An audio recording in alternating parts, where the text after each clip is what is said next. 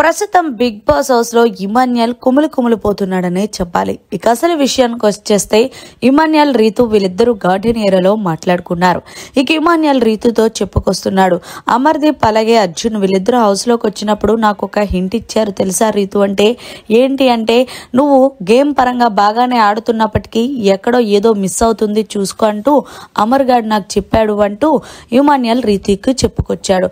అయితే రీతు అంది, లేదబ్బా నువ్వు గేమ్ బాగానే ఆడుతున్నావు అంటే, లేదు నేను అదే ఆలోచిస్తున్నాను. టాస్కుల పరంగా నేను టాస్కులు బాగా ఆడుతున్నాను, ఎంటర్టైన్మెంట్ పరంగా ఎంటర్టైన్మెంట్ ఇస్తున్నాను, కానీ ఎక్కడో ఏదో బెడిసి కొడుతుంది అంటే ఈలోగా రీతు కలగ చేసుకొని నిజంగానే నువ్వు బాగా ఆడుతున్నావు కదా అంటే, లేదబ్బా ఒకవేళ ఒకరు చెప్తే ఓకే, కానీ దాదాపు ముగ్గురు చెప్పారు.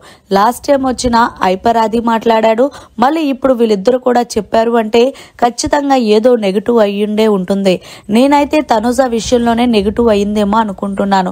ఈ వారం ఏదైతే తనుజని నామినేషన్ చేద్దాము అనుకున్న ఆ విషయము, ఆ రోజు ఏదైతే తనుజతో గొడవ పడ్డానో ఆ విషయంలోనే కరెక్ట్ గా బయట ఆడియన్స్ ఏదైతే అనుకున్నారో అదే ఎగ్జాక్ట్ గా పర్ఫెక్ట్ గా పక్కా ప్లానింగ్ తో చెప్తున్నాడు ఇమాన్యుయల్ రీతుకి.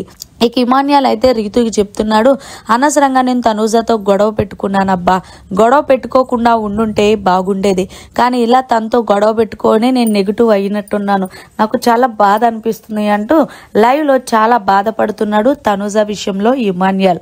మరి మొత్తానికి నిజంగానే ఇమాన్యుయల్ తనుజ విషయంలో బ్యాడ్ అయ్యాడా లేదా అనేది కమెంట్ చేయండి. మరిన్ని లేటెస్ట్ లైవ్ అప్డేట్స్ కోసం చూస్తూనే ఉండండి మీడియా కార్నర్.